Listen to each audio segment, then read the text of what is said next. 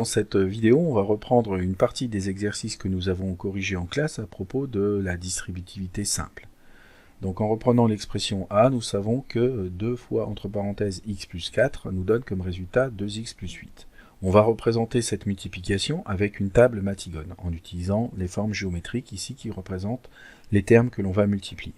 Alors on va prendre le terme ici 2, que l'on va représenter donc ici en choisissant deux tuiles unitaires positives. Donc en voici une. Avec la touche C du clavier, j'en copie pour en avoir une deuxième, que j'aligne avec la première. Ensuite, je vais avoir un terme x ici que je vais représenter par un rectangle, que je vais mettre ici en position horizontale.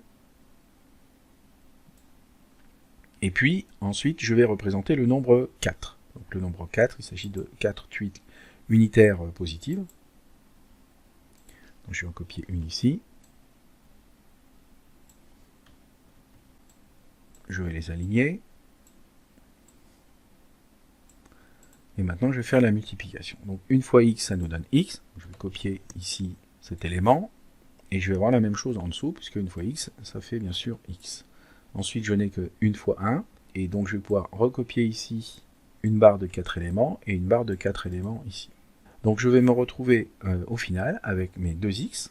C'est bien 2x qu'on avait dans le résultat. Et puis enfin, 8 tuiles unitaires positives, ce qui va me donner le nombre plus 8. Recommençons avec un autre énoncé, l'énoncé E.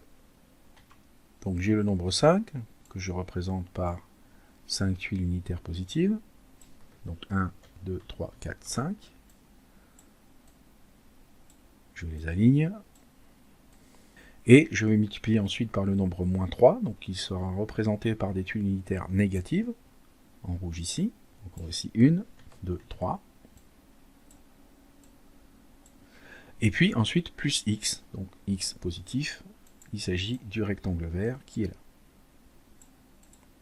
Donc en effectuant les multiplications, nous allons avoir ici moins 3, donc 3 unités négatives qui vont être multipliées par 5 unités positives. On obtiendra donc des nombres négatifs à chaque fois.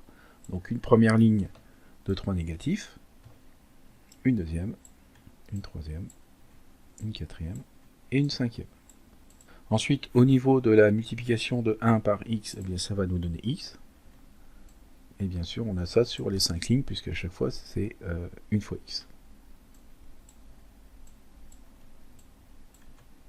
Donc ici, nous avons au total 5x. On va les retrouver ici, les plus 5x. Et puis ici, on a donc 15 négatifs, puisqu'il y en a 3 colonnes sur 5 lignes. Ici, 3 fois 5, 15. Donc on aura moins 15 plus 5x. On retrouve le résultat que l'on avait trouvé avec la méthode des flèches. Voyons un dernier exemple.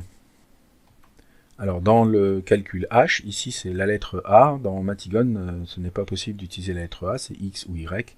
Donc en fait, on va remplacer la lettre A par la lettre X. Donc nous avons le premier terme qui est moins 4A que l'on va mettre ici dans la partie gauche de cette table Matignon. Donc moins 4A, ce sont donc des tuiles qui sont négatives. Donc ensuite, on va multiplier tout ça par le terme 2, qui lui va être représenté par 2 tuiles positives.